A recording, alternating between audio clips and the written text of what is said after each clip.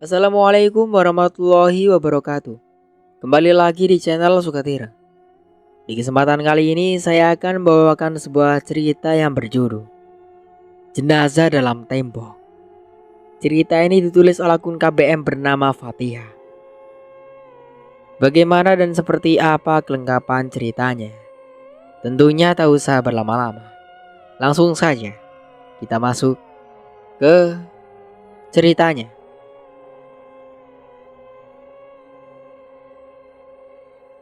Pada suatu malam hari yang memang sudah direncanakan oleh Heidi. Waktu itu memang dia tunggu. Di saat semuanya lelap dalam tidur, ia mengendap masuk ke ruangan utama dan membuka kamar utama milik tuannya. Dalam keadaan gelap samar-samar serta sumber pencahayaan yang minim, Heidi melihat istri tuanya tidur hanya menggunakan pakaian tipis. Seketika saat itu lahir sebuah hasrat. Ia pun melakukan seperti apa yang dilakukan oleh tuanya pada istrinya selama ini. Saat ia mulai menindih tubuh istri tuanya, bukannya malah menghalau, namun malah membiarkan melakukan apa yang dia suka. Edi pun seakan mendapat lampu hijau, maka ia pun melakukan hajat utamanya dan melakukan apa yang dilakukan oleh tuanya kepada istrinya. Saat dirinya melakukan aktivitas tersebut, ternyata istri tuanya baru menyadari bahwa yang melakukan itu bukan suaminya seperti yang ia rasakan dalam mimpinya, namun dilakukan oleh orang asing. Karena tubuh Heidi yang kecil dan kurus, wanita itu pun menendang Heidi sampai ia terjengkal dan jatuh ke bawah ranjang. Dengan dada yang sakit, ia tertangkap basah dan tidak bisa melawan. Di usia Heidi yang sangat muda, ia pun harus mempertanggungjawabkan kesalahannya kepada hakim. Sejak kejadian itu, ia mengingat semua. Dirinya dibawa dan dilaporkan ke polisi, sehingga mendapatkan hukuman kasus pemerkosaan selama 4 tahun lamanya. Akan tetapi apa yang dikisahkan dan diceritakan pada hakim tentang perselingkuhan istri dan tuanya justru tidak mendapatkan hukuman sama sekali. Walaupun keduanya mengakui perbuatan mereka masing-masing. Tuanya justru lolos dari ikatan hukum, sedang dirinya menghabiskan waktunya dengan mendekam di penjara selama 4 tahun lamanya. Belum lagi di penjara, dirinya mendapatkan banyak sisa yang begitu cukup dari para penghuni rumah tahanan yang lain. Ia sering dimanfaatkan menjadi babu dan jongos bagi penghuni penjara lainnya. Mengingat kasusnya sebagai pemerkosa adalah kasus yang paling sangat dibenci oleh para tahanan lainnya. Tidak jarang saat pertama kali masuk penjara, dirinya sudah menjadi bulan-bulanan warga rumah tahanan. Dipukul, disiksa, bahkan disuruh untuk tidur di WC. Menjadi tukang cuci dan lain sebagainya.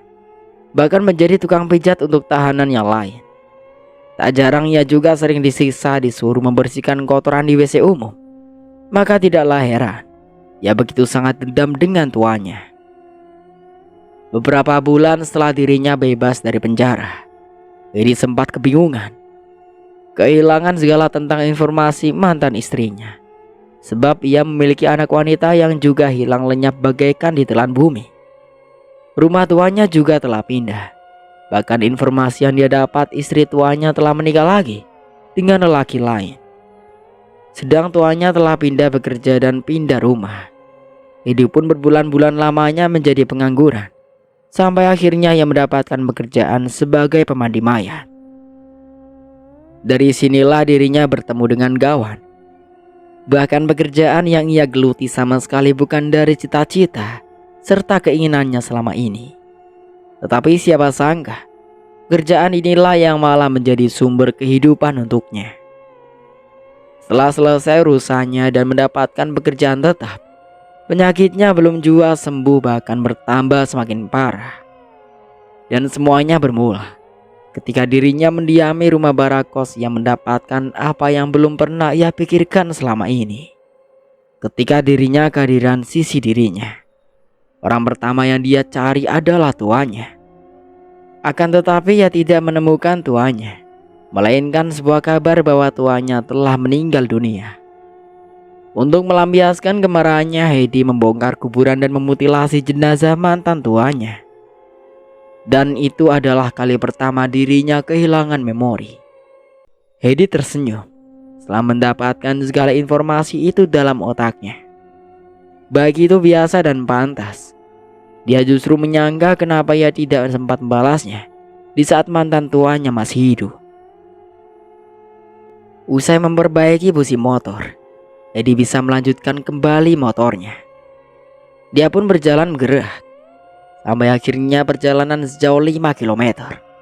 Sebuah mobil berwarna putih dengan kecepatan tinggi menerobos jalan dan menabrak Heidi.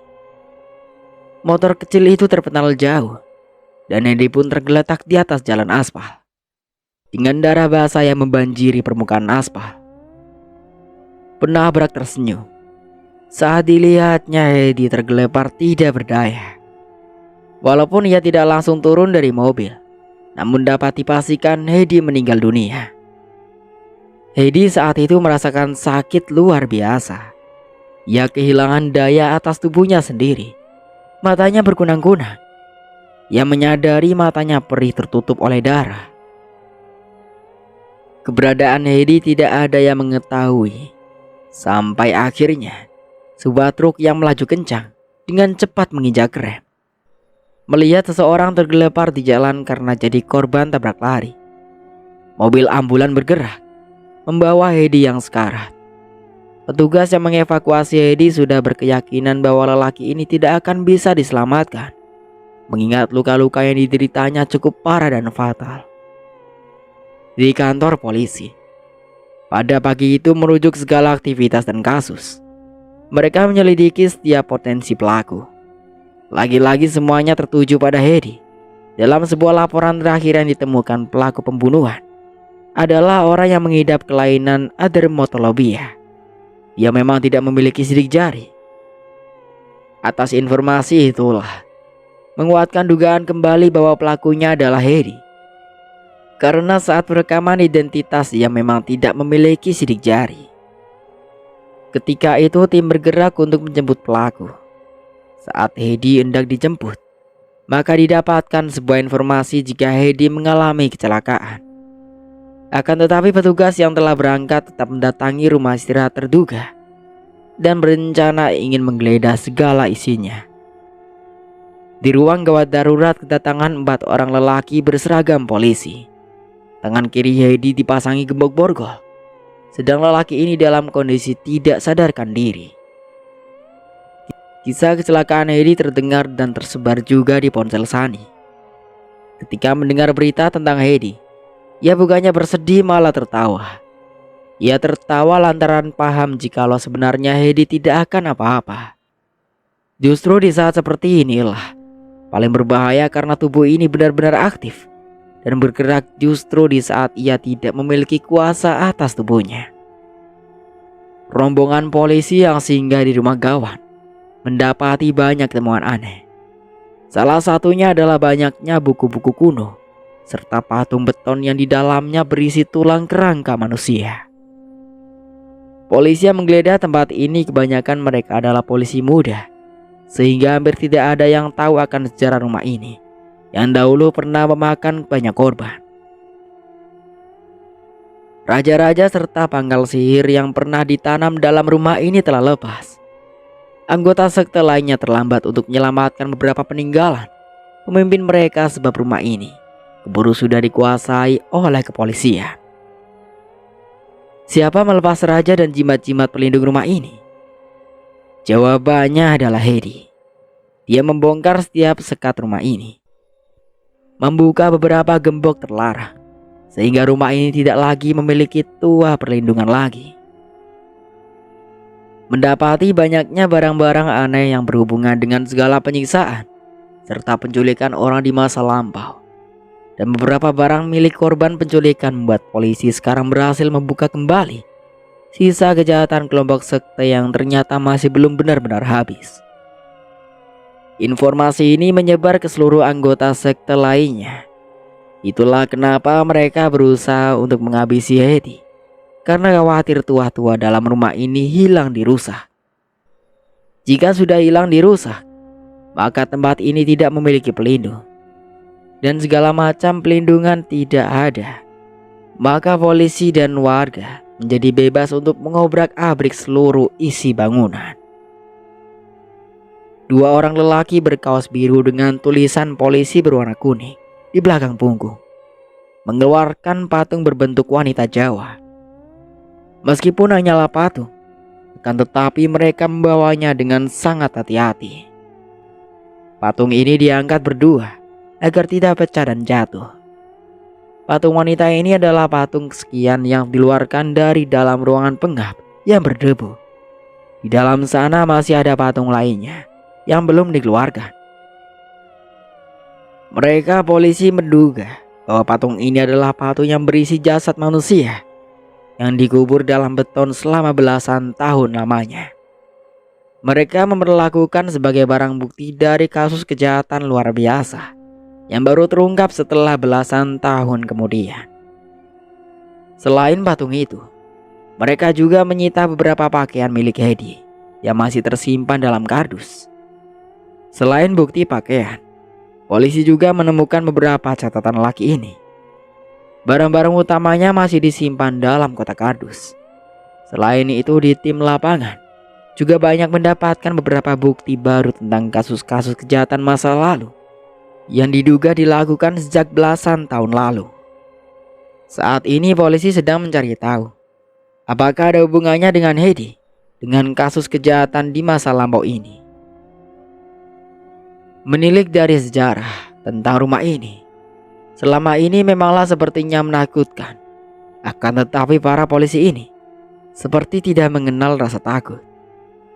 Meskipun informasi yang mereka terima yang diceritakan oleh warga sekitar bahwa belasan tahun silam, ketika itu ada banyak tim dari polisi yang meninggal dunia tanpa sebab setelah mengecek dan masuk ke dalam rumah kutukan ini. Beberapa tim penyidik pernah ditemukan tewas dalam kondisi misterius. Mereka seperti mati bunuh diri.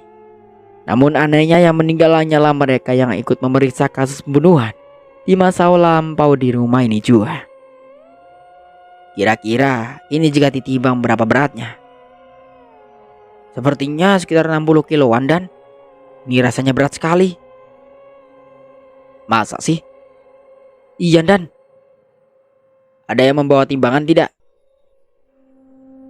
Tanya seorang lelaki. Ia juga memakai baju yang sama seperti dua petugas yang tadi sedang mengangkat patung. Tidak ada dan, sahut anggota lainnya. Ini patung yang keberapa yang kalian keluarkan? 18. Kumpulkan semuanya di luar. Ingat, jangan ada yang membawa barang apapun dari rumah ini. Satu persatu dikeluarkan dari dalam kotak kayu. Setiap patung memiliki namanya masing-masing, lengkap dengan umur serta jenis kelamin. Tulisan itu ditulis di atas peti masing-masing setiap patung. Selain patung itu, juga ditemukan beberapa alat-alat seperti bekas penyiksaan yang juga dikeluarkan dari dalam rumah ini. Rantai-rantai besi serta beberapa gembok yang sudah berkarat ditemukan banyak sekali di sini. Selain itu, dari dalam rumah juga didapati beberapa perhiasan serta pakaian bernilai tinggi dan fantastis. Tempat ini dicurigai oleh polisi sebagai tempat penganut sekte menyimpan beberapa benda sakral milik mereka. Fana yang juga mengikuti operasi ini ketika itu memegang kamera, mendokumentasikan semua temuan, alat-alat serta bukti-bukti yang sudah dihimpun. Hampir semua benda yang dicurigai bagian dari rumah tidak lepas dari bidikan kameranya, terutama peti-peti besar yang di dalamnya diduga berisi patung-patung yang diduga dibuat dari kerangka tulang manusia. Fana menyentuh wajah patung berbentuk laki-laki pada ukuran hidung, mata, dan bibir. Nampak terlihat raut wajah yang teramat halus. Wajah dari patung ini menggambarkan sebuah ketampanan dari seorang lelaki muda. Bentuk alisnya diukir teratur sempurna. Susunan garis bibir seperti sulaman benang yang terbuat dari sutra. Tiap patung memiliki ukiran namanya sendiri. ucap Rasta. Ia memberitahu Fana. Di bagian mananya, tak? Rasta menunjukkan tulisan tangan berukuran kecil yang terdapat di belakang telinga. Rakuni. Fana mengejak nama pemilik tubuh dalam patung ini. Ya, nama-nama ini dahulunya sempat tercatat pada catatan sipil soal laporan kehilangan orang zaman dahulu. Nama-nama mereka sangat cocok seperti nama-nama orang-orang hilang pada di masa itu. Rata-rata mereka yang hilang berumur masih tergolong muda, antara 14 tahun sampai usia 21 tahun. Dari mana kamu bisa tahu ini semua? Ada info dari kantor pusat tentang rincian informasi yang sudah berjalan. Mengerikan ya.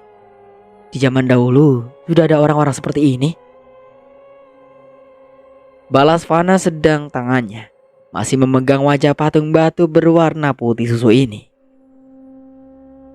Rasta yang melihat Fana tersenyum. Sepertinya Fana teramat suka pada patung ini. Mengingat ini adalah kali pertama Fana melihat patung yang memiliki rupa tampan ini. Kamu menyukai patung ini karena mereka memiliki jiwa. Karena memiliki jiwa maka seolah patung ini bisa menyihir, sehingga membuat orang yang melihatnya menjadi suka, bahkan jatuh cinta. Ucap Rasta pada Fana. Aku tidak tahu bagaimana seniman mereka dulu bisa membuat patung sesempurna ini. Aku yakin harga patung buatan mereka pasti dijual dengan harga yang sangat mahal. Nama-nama merek ini adalah nama orang-orang yang pernah hilang belasan tahun silam.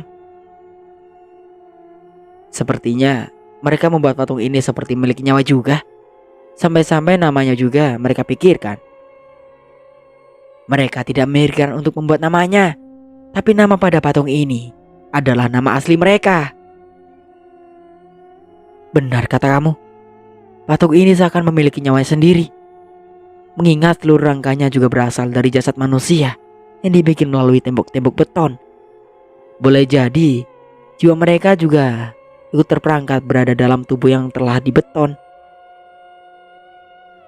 Fana masih mengagumi. Fana, kamu tidak apa-apa kan? Tanya Rasta yang melihat keanehan dalam diri Fana. Patung-patung yang tadinya sempat dikeluarkan oleh petugas, kini semua patung dikembalikan lagi ke dalam peti. Tapi kini diperlakukan lebih hati-hati. Semua telah patung dilapisi dengan kertas tebal dan busa, dimasukkan dalam peti yang lebih baru.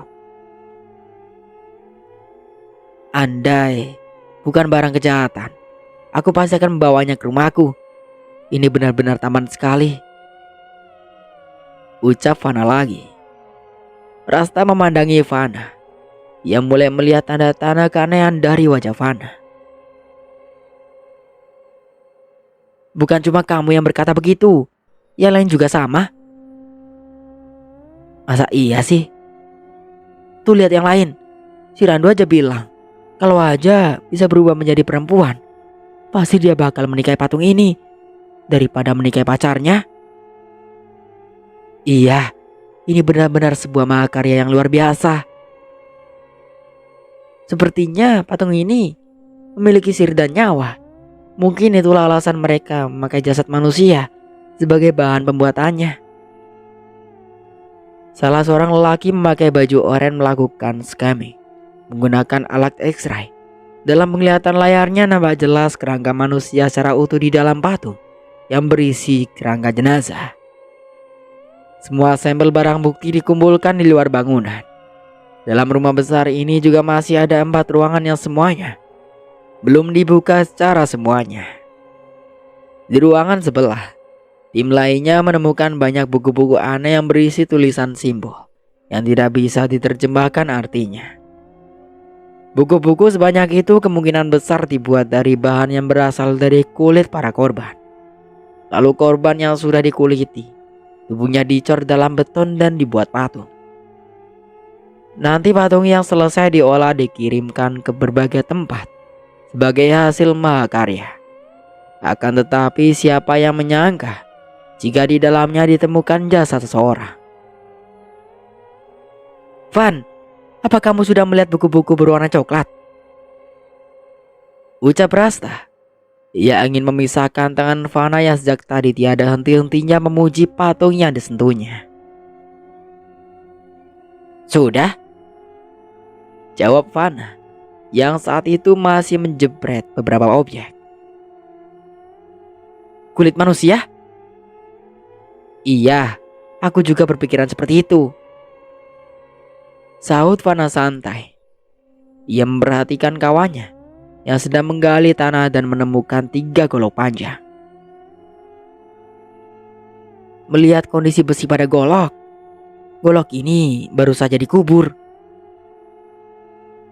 Golok yang ditemukan dalam tanah diambil lalu dimasukkan ke dalam plastik klip transparan serta diberi cap stempel dengan nomor barang bukti 33 atau barang bukti nomor 33. Tidak ada yang mengira jika pelakunya ternyata adalah orang yang bekerja di tempat yang sama. Gawan maksudmu? Iya, aku justru mengira keduanya adalah bagian dari sekte. Fana tersenyum.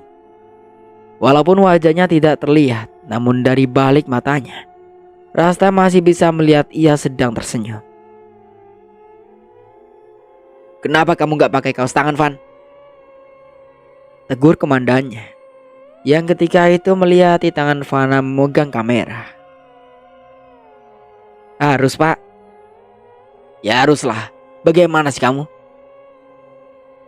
Fana kembali tersenyum.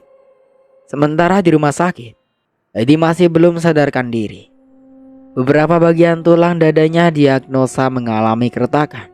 Bahkan tangan kirinya dinyatakan juga rusak. Edi yang masih berbaring dengan alat penunjang kehidupan masih dapat mendengar suara dan lalu lalang orang di dekatnya. Akan tetapi ia sama sekali tidak mampu bergerak. Seluruh tubuhnya kaku seperti mengeras.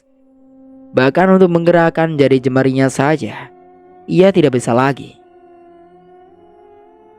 Dalam ketidaksadarannya, ia didatangi seorang lelaki bertanduk, berwajah tampan layaknya seperti malaikat. Ia hadir menyapa Hadi, tutur kata yang begitu lembut. Matanya sangat indah terlihat biru menyala. Hedi yang melihatnya sangatlah senang. Ia menyentuh wajah Hedi. Tangannya terasa sangat halus di saat menyentuh pipi. Lelaki ini selain tampan juga memiliki senyum yang sangat menawan. Ditambah lagi dengan kata bahasa yang lembut dan halus. Bau lelaki ini pun sangat harum. Siapa tuanmu? Tanya lelaki yang menyentuh pipi Hedi. Hedi yang awalnya tersenyum memandangnya mencoba hendak menjawab. Akan tetapi ia mulai merasakan keanehan. Mulutnya tidak bisa bergerak. Padahal ia hendak menjawab karena ia tahu siapa Tuhannya yang telah menciptakan dirinya. Akan tetapi mulutnya tetap tidak bisa digerakkan. Sedangkan pita suaranya seakan hilang. Lelaki bertanduk ini kembali bertanya dengan tutur bahasa yang lebih sopan dan lebih lembut lagi padanya. Siapa tuanmu? Pertanyaan sederhana yang kedua. Akan tetapi tetap saja Hedi kesulitan untuk menjawab. Lidahnya seakan tergulung akibat tidak kuasa menyebut nama Allah. Mulut Hedi masih tidak bisa berucap apa-apa. Bahkan untuk mengucap satu huruf saja ia tidak bisa sama sekali. Siapa tuanmu? Pada pertanyaan ketiga masih juga tidak bisa menjawab. Akhirnya lelaki bertanduk ini pun mengeluarkan tongkat dari lubang telinganya. Awalnya hanya kecil, namun semakin ditarik tongkat itu semakin memanjang dan besar. Hedi yang melihat keanehan itu tentu saja semakin ketakutan. Wajahnya menggambarkan kegelisahan. Kayu sepanjang 2 meter yang keluar dari lubang telinganya tersebut, bagian ujungnya yang besar seperti kepalan tangan lelaki dewasa, ia masukkan ke dalam mulut Hedi. Lalu didorong sekuat-kuatnya. hingga membuat seluruh tubuh Heidi mengejang kesakitan. Hingga membuat ia sama sekali tidak bisa bernafas. Mulutnya menganga, sedang mata melotot menahan sakit. Dalam kondisi gawat seperti itu, lalu ujung tongkat yang panjang tambah dimasukkan ke dalam mulut Heidi, menabrak organ dalam tubuhnya, sehingga ia meringis semakin sakit. Dalam keadaan seperti itu, Heidi sangat merasakan sekali bagaimana rasanya rongga tenggorokannya terasa sesak sakit luar biasa. Hidungnya mendadak tidak bisa bernafas. Air matanya keluar karena menahan sakit yang teramat luar biasa. Seluruh rongga pada tenggorokan terasa rontok tanpa sisa. Dalam keadaan gawat seperti itu, perawat segera mendatanginya langsung bertindak, memberikan pertolongan terhadap Heidi. Para medis yang menjaga ruangan langsung bertindak aktif, melakukan berbagai cara penyelamatan. Mereka semua melihat wajah Heidi memerah akibat udara yang tidak berhasil memasuki paru-paru. Bagian paru-parunya kolaps hingga menyebabkan kondisi yang disebut dengan atelektasis. Sebuah situasi kejadian di mana paru-paru mengalami kolaps, yang biasanya terjadi karena paru-paru terlalu lemah untuk menghirup udara, sehingga ada banyak lendir yang menyumbat saluran udara yang rusak diakibatkan oleh cedera pada tulang rusuk. Dalam keadaan seperti ini, Heidi masuk dalam tahap kritis, yaitu perjuangan antara hidup dan mati. Di saat kondisi kritis itu sebenarnya nyawa seorang memang berada pada tahap antara hidup dan mati, di mana masa-masa ini adalah masa paling krusial terhadap nyawa seseorang, apakah ia akan hidup atau mati. Di saat paling kritis tersebutlah datang lagi seorang laki-laki berwajah mirip seperti ayahnya, datang dengan maksud ingin menjenguk dirinya. Heidi yang melihatnya seakan tidak percaya bagaimana bisa ayahnya bisa datang, sedang ia tahu bahwa ayahnya telah meninggal dunia. "Anakku."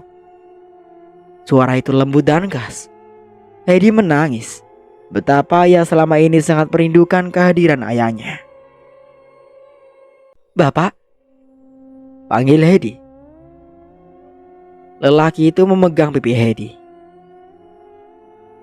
"Apa agamamu sekarang, nak?" "Aku Islam, Pak." "Maukah kamu ikut Bapak supaya bisa masuk surga?" "Bagaimana, Pak?" "Ikutlah bersama kami, karena agamamu sekarang bukan Islam." "Tapi Bapak kan Islam sampai mati." "Tidak benar, nak. Agama Bapak bukan Islam. Jika kamu tidak percaya, tanya sama ibumu."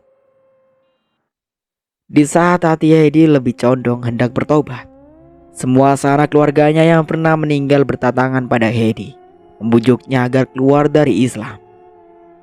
Heidi yang kekeh harus mempertahankan pendirian agamanya. Akhirnya ia lalu mengakui keluar dari Islam dan ikut ayah ibunya. Saat ia memantapkan pilihannya, tongkat yang tadi sudah berada dalam mulutnya ditarik sekuat-kuatnya hingga merontokkan sisi organ dalam tubuhnya. Heidi merasakan bagaimana sakitnya sekertul maut. Tidak berhenti di situ saja. Di ujung nafasnya ia merasakan kulit kakinya dikuliti dan ditarik sekuat-kuat sampai ke kepala. Tidak ada yang menangisi lelaki ini. Ia mati keluar dari agamanya. Seluruh tubuhnya mengejang sampai akhirnya tubuh ini menjadi kaku. Tubuh yang tidak berdaya itu akhirnya lunglai. Nafas terakhirnya telah habis. Para perawat dan dokter yang saat itu berusaha menyelamatkan nyawa lelaki ini, namun tidak ada yang bisa menolak datangnya ajal. Heidi terbangun.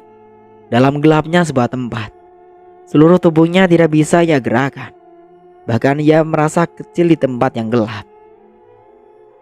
Dia coba berteriak meminta pertolongan, akan tetapi ia menyadari bahwa dirinya memang benar-benar telah mati. Di atas tanah, ia mendengar kaki-kaki orang yang sedang menguburnya. Tidak ada doa-doa yang dipanjatkan atas kebaikan dirinya. Ia benar-benar merasakan seperti bangun dari tidur. Semua yang pernah ia nikmati selama masa hidupnya bagaikan hanya sebuah mimpi saja. Dan itu benar-benar sangat singkat. Ia kehilangan segala nikmat yang pernah ia dapat di dunia, baik itu nikmat bernafas maupun nikmat makan dan minum serta nikmat melihat. Selama hidup, Hedi tidak pernah mendengar sebuah suara yang lebih jelas seperti saat ini. Bahkan suara hewan bernapas pun dapat ia dengar dengan begitu jelasnya. Suara laki-laki terakhir seorang meninggalkan kuburan terdengar jelas. Lalu setelah itu, sebuah suara besar memanggil namanya. Wajahnya sangat menakutkan. Bahkan bau nafasnya sangat panas, membuat seluruh tubuhnya terasa meleleh. Cobaan berikutnya berdatangan. Bagaimana ia dibakar dalam panasnya api neraka. Itulah tempatmu. Hari yang dijanjikan datang. Maka kamu akan mendapatkan apa yang sudah kamu perbuat selama di dunia.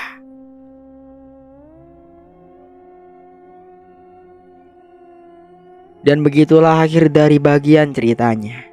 Semoga dari cerita ini kita bisa ambil hikmah dan pelajarannya. Saya Mang Dayun pamit undur diri. Sampai jumpa kembali di cerita baru berikutnya. Wassalamualaikum warahmatullahi wabarakatuh.